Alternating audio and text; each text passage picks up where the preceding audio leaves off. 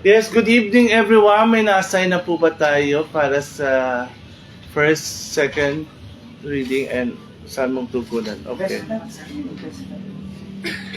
Ano? Okay. Simulan natin ang ating pananambahan sa pamagitan ng pagpuri at awit ng papurihan natin ng Diyos sa buhay. Ba't wala kang ano? Bigyan niya si Chris. Pulang tayo.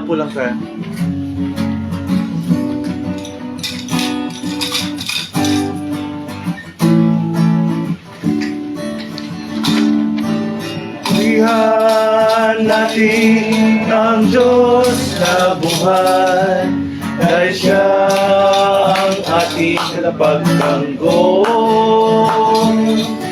Papurihan natin ang Diyos na buhay, dahil siya ang ating tagapagligtas.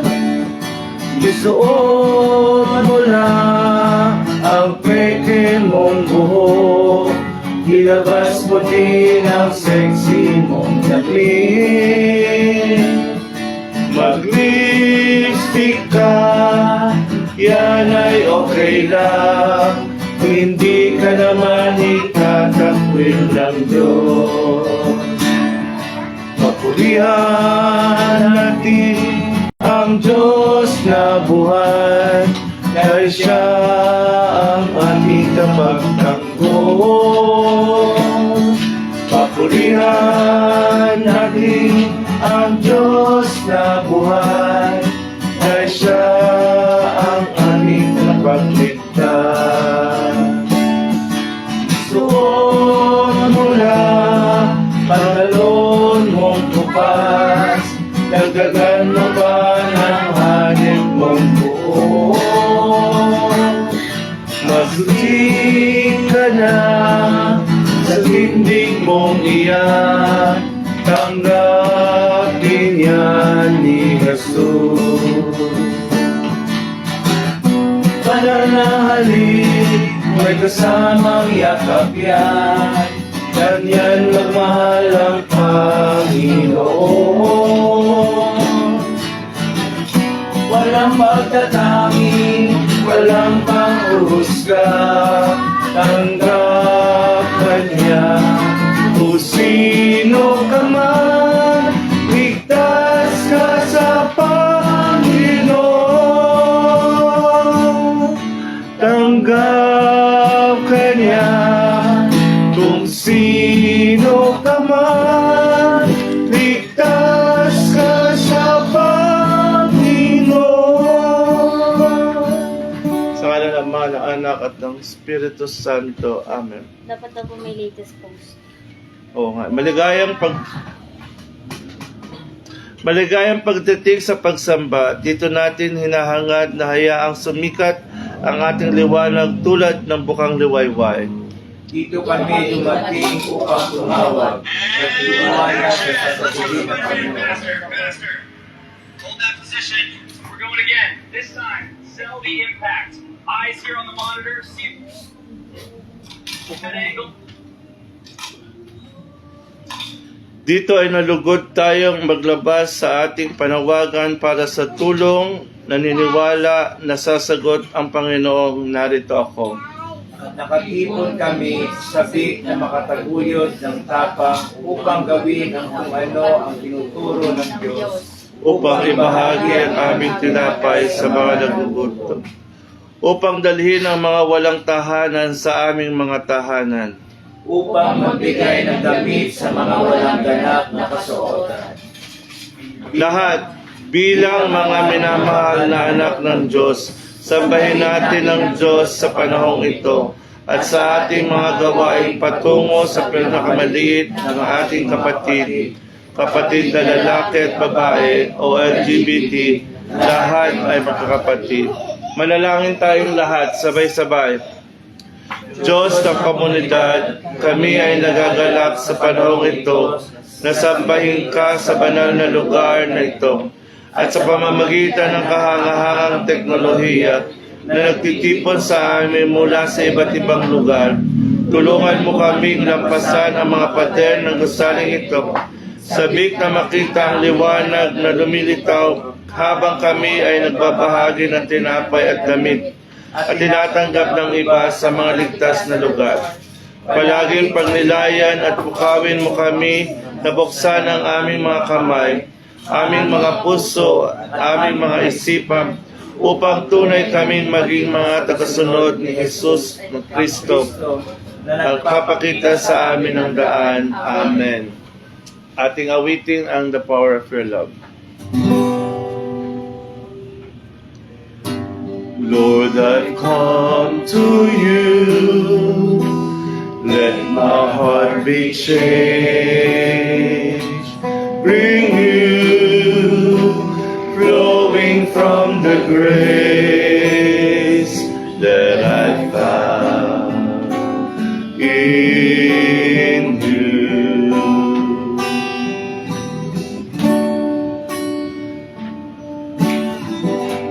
Lord, I've come to know the weaknesses I see in me will be stripped away by the power of your love.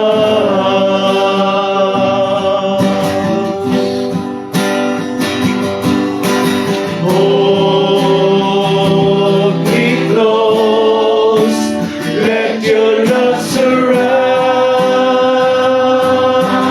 me. Bring me near, draw me to your side.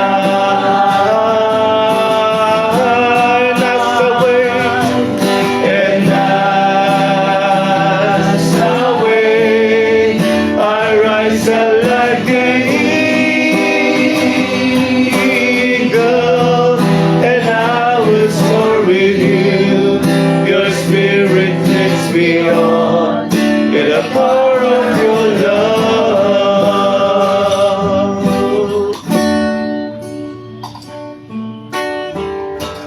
Lord, unveil my eyes, let me see your face, to face the knowledge of your love as you live in me. Lord, in my mind, Lord, renew my mind as your will unfolds in my life, in living every day.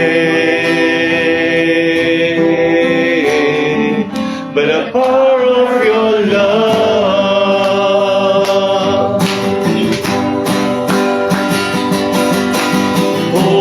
hold me close, let your love surround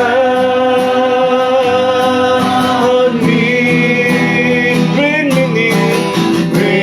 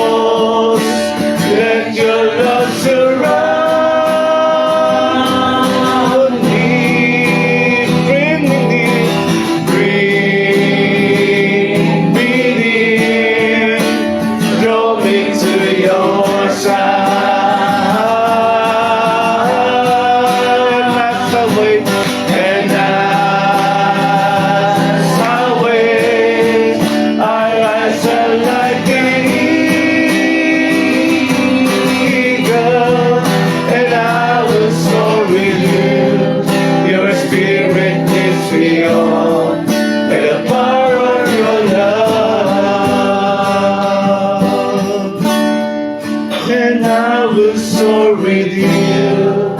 Your spirit leads me on with the power of your love.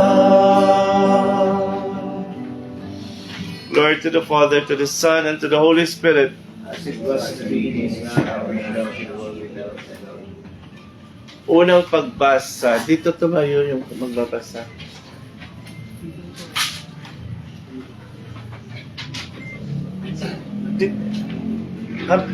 Sander. Pagbasa sa lumang tipan mula sa aklat ni Isaias. Ang mga nagugutom ay inyong pakainin, ang mga walang tirahan ay inyong patuloyin. Ang mga walang maisuot ay inyong bigyan ng mga damit, at sa mga nangangailangang mga kamag-anak ay huwag kayong magkakait. Kung magkagayon, sisikat ang liwanag sa inyo at matutulad kayo sa bukang liwayway. Hindi magtatagal at manunumbalik ang inyong kalusugan. Mahahayag sa inyong unahan ang mabubuti ninyong gawa, at sa inyong hulihan ay papatnubayan kayo ng kaluwalhatian ni Yahweh. Sa araw na iyon, di rin giniyawe ang inyong dalangin.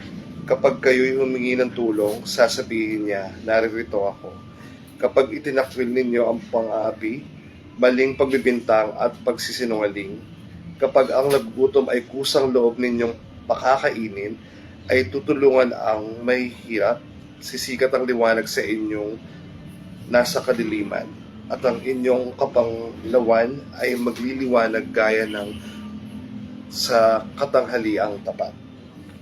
Ang salita. Ang salita ng Diyos. Salamat sa Diyos. Salmong Tugunan.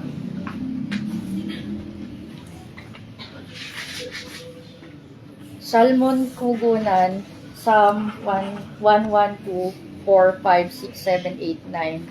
Ang matuwid na tao ay isang ilaw sa kadiliman para sa mga mabuti. Ulitin natin. Ang matuwid na tao ay isang ilaw sa kadiliman para sa mga mabuti. Sumisiklab ang liwanag sa kadiliman para sa matuwid. Siya ay maawain, mahabagin at makatarungan. Mapalad ang taong maawain at mapagbigay ng pautang na isinasagawa ang kanyang mga gawain na may katarungan. Sagot. Ang matuwid na tao ay isang ilaw sa kadiliman para sa mga matuwid.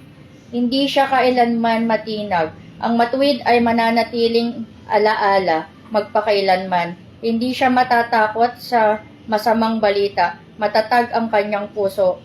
Nagtitiwala sa Panginoon. Ang matuwid na tao ay isang ilaw sa kadiliman para sa mga matuwid. Matatag ang kanyang puso. Hindi siya matatakot. Mapagbigay siya sa mga midukha.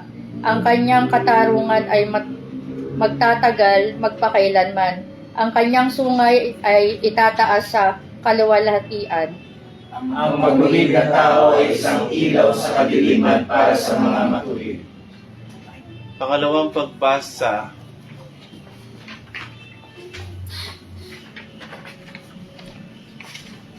Corinto chapter 2 verses 1 to 5. Nang ako'y lumapit sa inyo, mga kapatid, ipinahahayag ang hiwaga ng Diyos. Hindi ako dumating na may kataas-taasang mga salita o karunungan, sapagkat ipinasya kong hindi malaman ng kahit ano habang ako'y kasama ninyo, maliban kay Jesucristo, at siya'y ipinako sa krus. Dumating ako sa inyo sa kahinaan, takot at labis na panginginig, at ang aking mensahe at aking pagpapahayag ay hindi sa pamamagitan ng mapanghikayat ng mga salita ng karunungan, kundi sa pamamagitan ng pagpapakita ng Espiritu at kapangyarihan, upang ang inyong pananampalataya ay hindi nakasalig sa karunungang pantao, kundi sa kapangyarihan ng Diyos. Ang salita ng Diyos. Salamat sa Diyos. Kayong lahat, bilang paggalang sa mabuting balita. Hallelujah, Hallelujah, kami ay gawin mong daan ng iyong pag-ibig, kapayapaan at katarungan.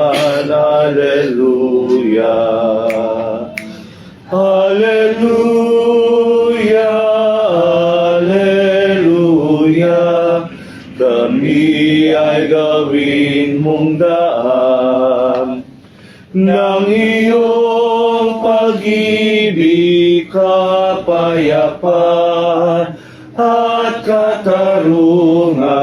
Alleluia. Sino ang babasa? Ako?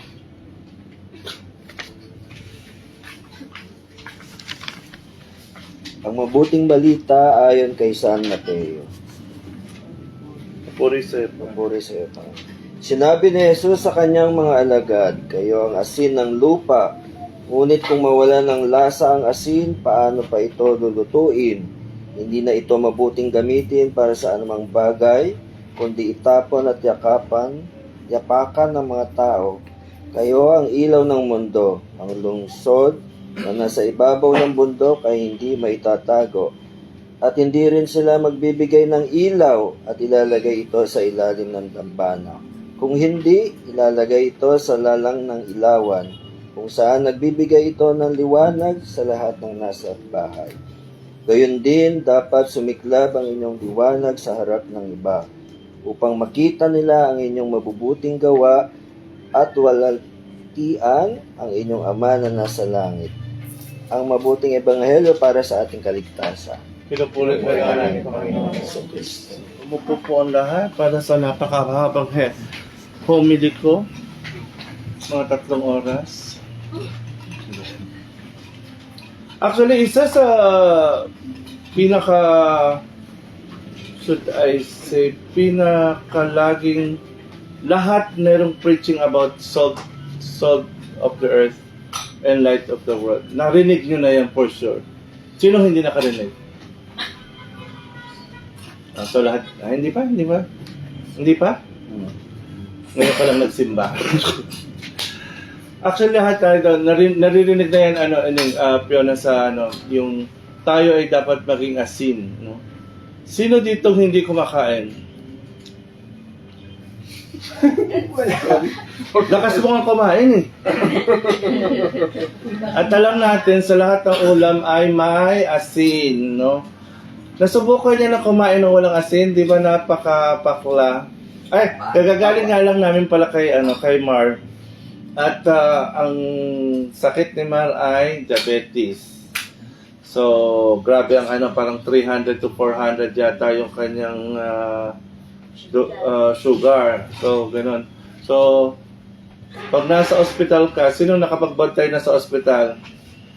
Na hindi yung pasyente ay hindi kumakain, kayo kumakain. Tapos pag kinain yung pagkain nila, walang lasa. No? Kasi sabi nga nila, karamihan ng sakit sa atin ay nasa pagkain. Tapos ang pinakamasarap ay yun pa, ang pinakabawal. Kung ano ang bawal, yun ang masarap. Upo ka ako. Ang takot ko sa inyo, kaganoon ako. Tapos ano yung susunod na maging tayo? Ilaw. No? Maging ilaw. And usually sa Old Testament, pag sinabi mong ilaw, yun ay kandila, no? Namamatay, no? Hindi katulad sa atin, ang ilaw natin, fluorescent lamp, at saka yan. Kung meron kang kuryente, di meron kang ilaw, no? Ano ba ang ibig sabihin ng pagiging asin, no? Dapat tayo ay makihalubilo sa tao. Kung mapansin niyo yung bumalik kayo sa sa Old Testament. First reading. Ang mga nagugutom, mga iyo'y pakainin, ang mga walang tirahan ay iyong patuloyin. Yung 7 corporal works of mercy. No? Did you give me food when I was hungry? Did you give me water when I was thirsty? Did you give me clothes when I was naked? Did you visit me when I was in prison? Did you visit me when I was in hospital? So, dapat tayo, napaka-importante ngayon na nandun tayo sa mga kaibigan natin na kailangan tayo. Diba? Sa era na ang mental health ay grabe, the only thing that we could do is to be present sa mga kaibigan natin, no? Huwag kayo maniniwala na pag pumunta ka doon, sasabihin niya, ay, nakipagplastikan ka lang. Diba? Kaya ka pumunta doon kasi ikaw ay nakikinig, no, sa mga bagay na kahit paulit-ulit yan ang sinasabi, pagtsagaan nyo na. No? Kasi darating ang panahon, mababalitaan nyo lang, patay na siya. No? Di ba nakakapanghinayang yon na yung storya ni Mare, alam niyo ba yung storya ni Edward?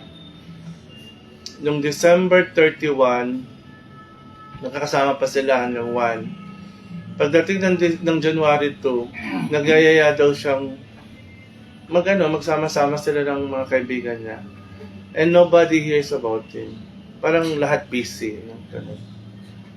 Until, yun nga, namalayan nila, patay na. Saka lang kayo, saka lang sasabi, ay sayang. Tapos saka niyo ilalabas yung mga concern nyo. Sasabihin niya, ang bait-bait ng tao. Ganun naman tayo eh. Kapag buhay pa, hindi natin masabi-sabing mabait sila. Pagpatay na sa kasabihin natin, mabait sila.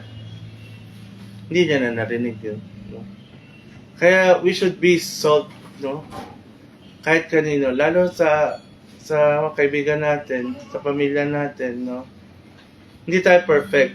Wala naman perfectong tao. Pero yung sa atin, maging ilaw lang tayo sa iba, napakahalaga na yun. Lalo tayo, mga LGBT, no? Binansakan na nga tayong hindi na tayo makakarating sa langit kasi nga condemn na tayo. Tayo naman ay maging ilaw. Alitit kaya ng simbahan natin. Diba? Hindi man tayo kabongga, no? Ngayon nga lang tayo nagkaroon ng isang lugar na aircon. Diba? Thanks to Loy, no? Na pinano tayo dito, pinagstay. Kahit maliit tayong community, napakalaki ng natin. Napakalaki ng purpose natin. Kaya we should be light to the world. No? Hindi naman kailangan maging parang holier than thou. Kasi ang konsepto kasi ng pagiging matuwid, parang feeling mo lagi ka nasa loob ng simbahan. Ang tunay na magiging matuwid, hindi nasa loob ng simbahan, kundi may aksyon sa labas. Maalala ko pala, hindi ko pa nakwento sa inyo to. Alam niyo bang mayroong pang-apat na Magi na hari? Di ba tatlong hari? May tatlong hari, di ba? Meron pang-apat na Magi na hari. Papunta dapat siya dun sa sa Belen. Kaso lang, habang papunta siya doon, may humingi ng tulong sa kanya. So pagdating nila doon sa lugar, wala na si Jesus, lumaki na. At natagpuan niya na lang si Jesus, nakapako sa krus. Napakaganda ng storya ng pang-apat. Kasi mas inuuna niya yung concern ng ibang tao kaysa dun sa star, yung star, no, na dapat pupunta sila. Kadalasan ganun tayo eh. Parang feeling natin matuwid tayo, nagsisimba tayo. Pero pag mayroon kayong kaibigan na kailangan ng tulong, dedma ka. Hindi ba mas maganda unahin mo muna yun bago pupunta sa simbahan? Yun ang tunay na matuwid. Diba? Hindi yung ang righteousness, ang konsepto ng righteousness, banal eh. Sa Old and New Testament, even Jesus Christ, tandaan niyo si Jesus Christ Hudyo. Ang turo sa mga Hudyo, dapat tayo ay makatarungan. Ang tunay na matuwid, makatarungan, no? Justice, no? Kasi ang konsepto kasi natin ng justice, parang pag inapi, tapos kakailangan natin pagtanggol. Diba? Ang tunay na justice, tumutulong ka kung bakit siya pinahirapan, kung bakit siya inapi. Kinukuha mo yung root cause kung bakit gano'n siya. Yun ang justice. Naintindihan niyo ako? Nakukuha niyo ako? Kasi yung katarungan kasi, ang konsepto kasi ng katarungan, yun nga, yung pag may inapi, o kaya mahirap ka, o di papakainin lang natin ang mahirap, no? Ganun eh, di ba? Pakainin natin ang mahirap. Tama naman yun, pakainin ang mahirap.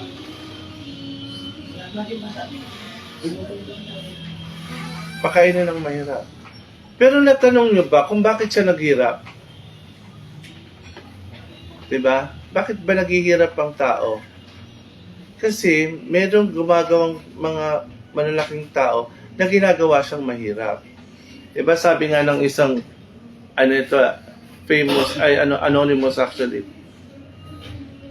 When I feed people, you call me saint. But when I ask why I ask the people na gutom, you will call me communist. Diba? Tinatanong natin, pag nagbibigay tayo ng pagkain, talaga naman, napakasanto mo naman. Picture. Nagbigay ako ng 100, no? Nagbigay ako ng ano. Pero tanungin mo, bakit sa mahirap? Huwag mong tanungin yan, komunista ka. Diba? Naintindihan niyo ako? For sure, naintindihan niyo mga estudyante, no? Dapat mas malalim ang pagtingin natin sa pagiging matuwid. No? Hindi lang puro parang righteous na righteous tayo. Diba? Mas malalim ang pagtingin dapat sa kung anong nangyayari sa lipunan natin. No? Hindi lang tayo, tama yung pinaglalaban natin pagiging LGBT. Pero we should be light to our community.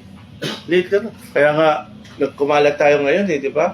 Kasi nung nakita nilang ang post ko kasi home for the home church ng mga bakla, lesbiana, bisexual. Diyos ko, may pumikap agad. Kasi wala silang konsepto na magkakaroon ng mga simbahan ng mga bakla, lesbiana, di ba? Kasi the only thing that they knew, that the only church na pwede lang ay yung para sa mga straight. Kayo mga bakla, hindi kayo pupunta ng langit kasi bakla kayo. Kaya we should be light to the world, no? Not only for being example, but light to the world, no?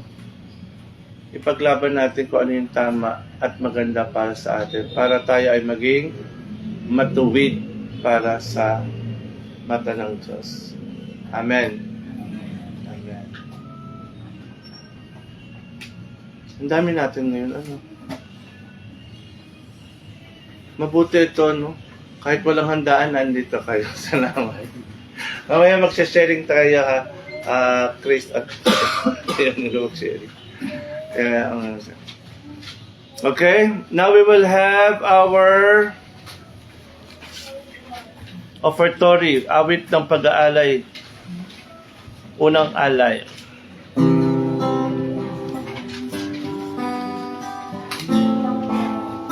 Jake, Marlon, hello.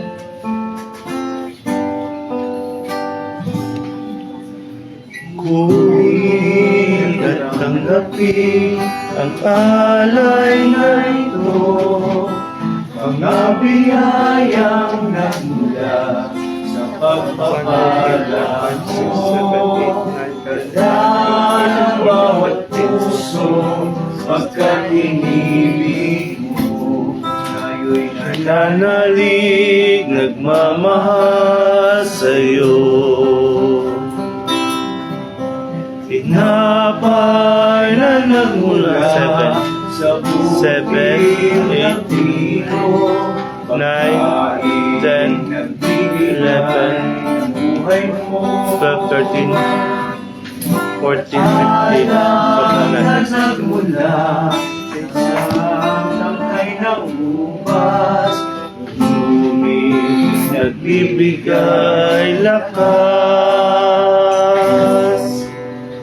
Kunin at tanggapin ang alay na ito, mga biyayang nagmula sa pagpapala mo. Ganda ng bawat puso, pagkat inibig mo.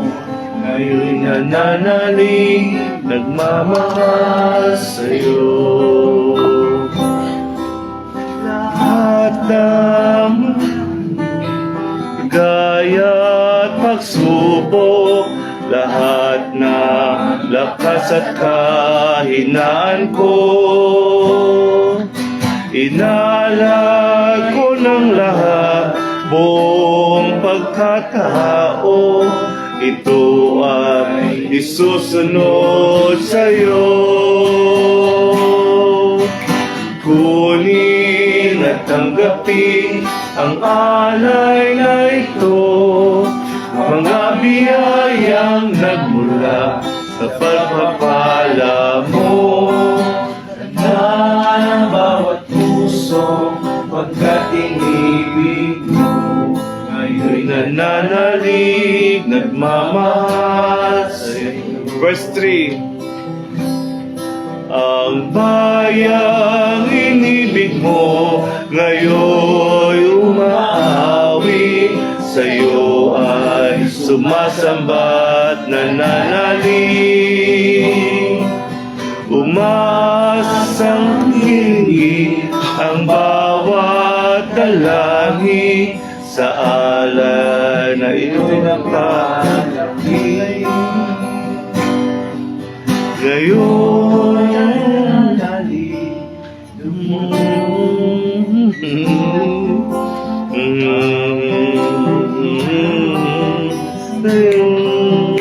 Koro, kunin at tanggapin ang alay na ito, mga biyayang nagmula sa pagpapala mo. Tandaan ang mga puso, pagkat inibig mo. Ngayon'y nananalig, nagmamahal sa'yo. Bless the God of all creation, through your goodness we have this bread to offer, fruit of the earth, work of human hands, it will become for us the bread of life. Blessed be God forever. Bless the God of all creation, through your goodness we have this wine to offer, fruit of the earth, work of human hands, it will become for us the cup of life. Ang dakilang panalangin ng pasasalamat, ang Panginoon ay sumainyo. At sumainyo rin ang Espiritu. Itinaas natin ang ating mga puso. Tinataas namin ang mga ito sa Panginoon. Magpasalamat tayo sa Panginoon nating Diyos. Dapat ang mga tuwiran. Sabay-sabay, banal at mabaging Diyos, sa bawat panahon ay ikaw ay tapat. Kapag maliwanag ay ang araw, ikaw ay kumikislap sa kagalakan. Kapag mahaba ang mga gabi, ang iyong liwanag ay hindi naglalaho. Nilalang mo ang mundo ng may kagandahan. Pinuno mo ito ng buhay at tinawag mo kaming lumahad kasama mo sa pag-ibig. Nang kami ay lumihis, hindi mo kami iniwan. Sa pamamagitan ng mga propeta at guro, sa pamamagitan ng mga tanda at himala, ibinalik mo sa aming puso. At sa takdang panahon, ipinadala mo si Jesus, ang iyong anak, upang mabuhay sa aming piling, upang pagalingin ang mga sugatan, tanggapin ang mga itinakwil, at ipahayag ang iyong kaharian ng kapayapaan. Kaya kasama ng mga anghel at arhanghel, kasama ng mga banal na kababaihan at kalalakihan, mula sa LGBTQ at sa lahat ng samahan ng langit, naming pinupuri ang iyong pangalan at nakikibahagi sa kanilang walang hanggang pag-awit. awit ng papuri.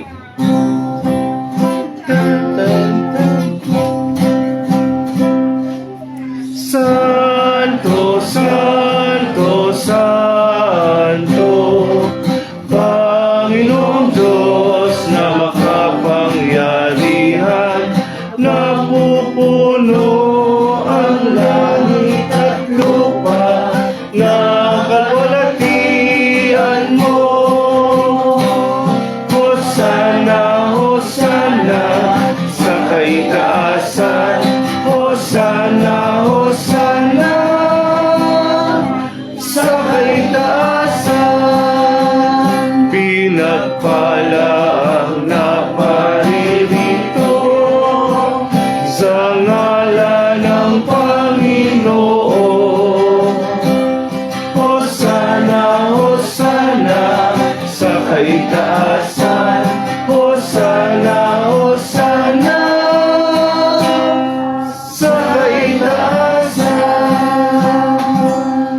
Nang gabing si Jesus ay lasing na lasing, kumuha siya ng isang tinapay, nagpasalamat, ibinigay yon sa kanyang mga alagad at sinabi, tanggapin ninyo ito at kanin ito ang aking katawan na ihahandog sa inyo.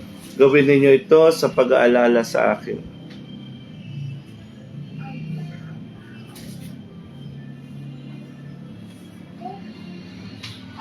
At pagkatapos ng hapunan siya ay kumuha ng saro, nagpasalamat, ibinigay yon sa kanyang mga alagad at nagsabi, tanggapin ninyo ito lahat at inumin ito ang aking katawan na ihahandog sa iyo. Gawin ninyo ito sa pag-aalala sa akin.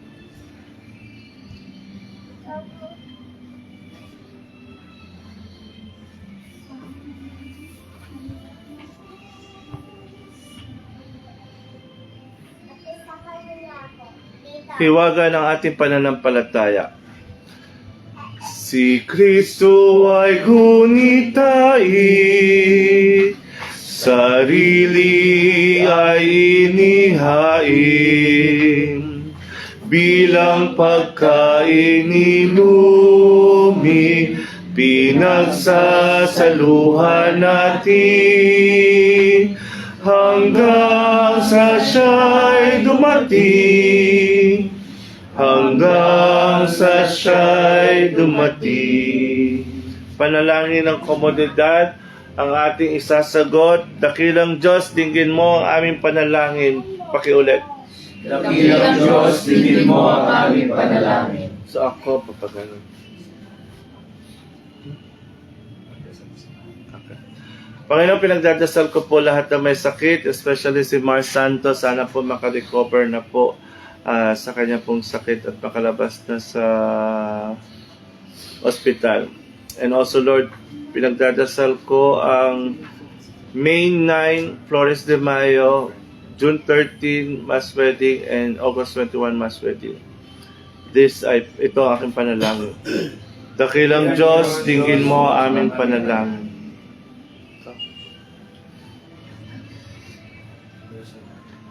Personal prayer. Oo.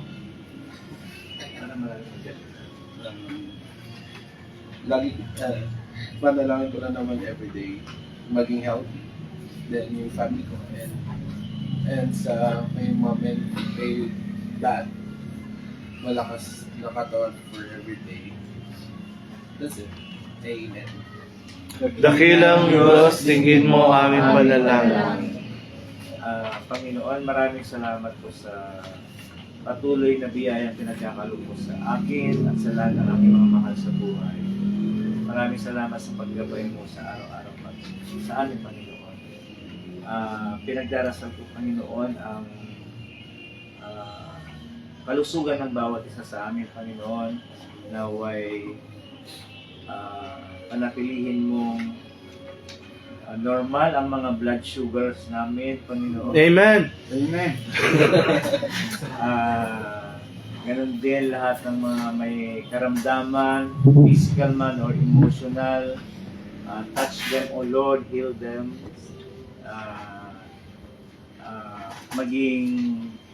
Magkaroon ng pag-asa ang bawat isa, Panginoon.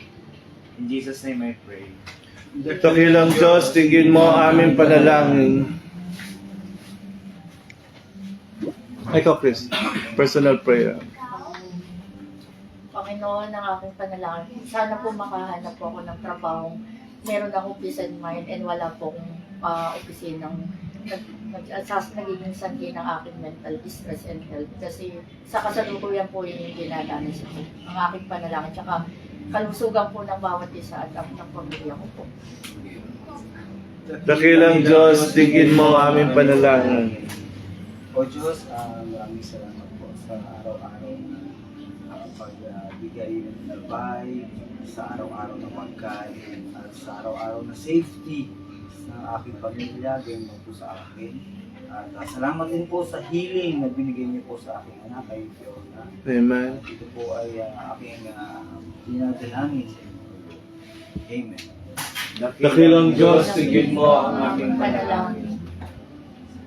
Panginoon, maraming salamat po sa mga blessings po na natatanggap ko. po at ang Bible po. Bless niyo po ang lahat po na dito at yung mga wala po na magkaroon po sila ng liwanag sa kanilang buhay. Amen. Dakilang Diyos, digin mo ang aming panalangin. Lord, thank you po sa lahat ng blessings na binibigay mo sa amin. Sana po, continuously mong protektahan at gabayan lahat ng nandito ngayon, yung family namin at mga kaibigan. Dakilang Diyos, digin mo ang aming panalangin.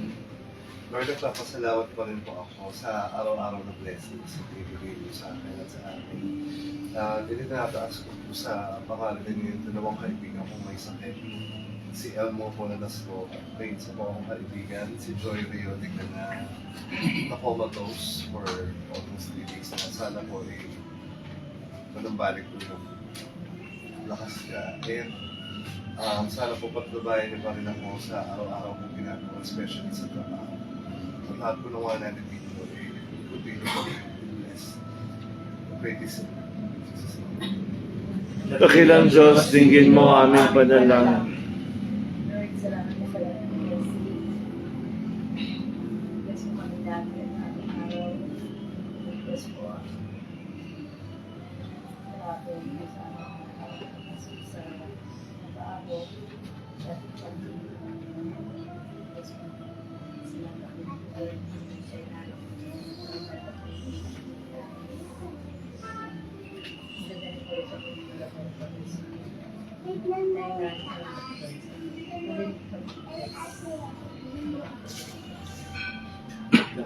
Dakilang Diyos, digin mo ang aming panalangin.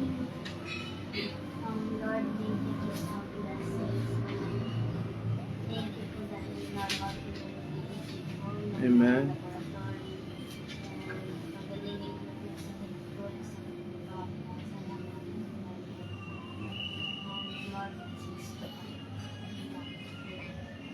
Dakilang Diyos, digin mo ang aming panalangin.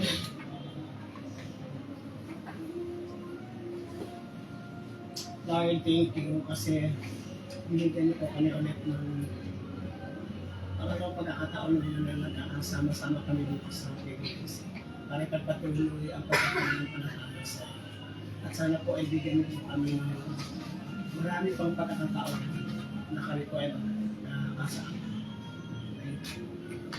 Dakilang Diyos, digin mo ang aming panalangin. Lord, pinag-honor ko ng pagkasalamat po sa blessings po na binibigay. At salamat din po sa araw na ito. Kami po ay nagkatipon-tipon para sa mga panalangin ko po na ang kaligtasan at kalusugan ng bawat isa po dito sa amin.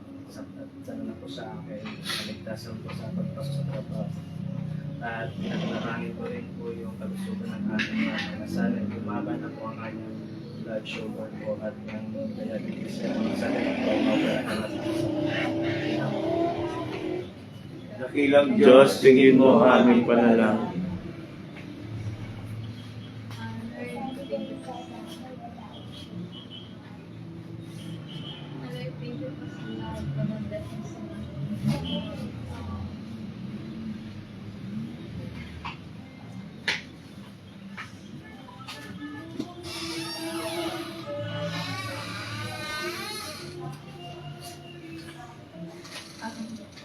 Thank you po sa lahat po ng blessings na ipinagkakalorin po sa araw-araw po.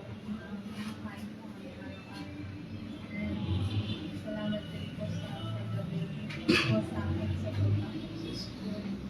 At sa paglayin po sa akin sa pagpapakaman ng sakit po. Pinapray ko lang po sa yung sa cotidian po namin sa Tuesday, sana po ma-pay off po yung effort po ng Pilipinas ito. And also, nag-thank you po. Salamat po ako sa karangalan po na natanggap po ng Friday po. Hindi man po yun yung stock ko, pero masaya na po ako doon na kahit pa paano, nataasan ko po yung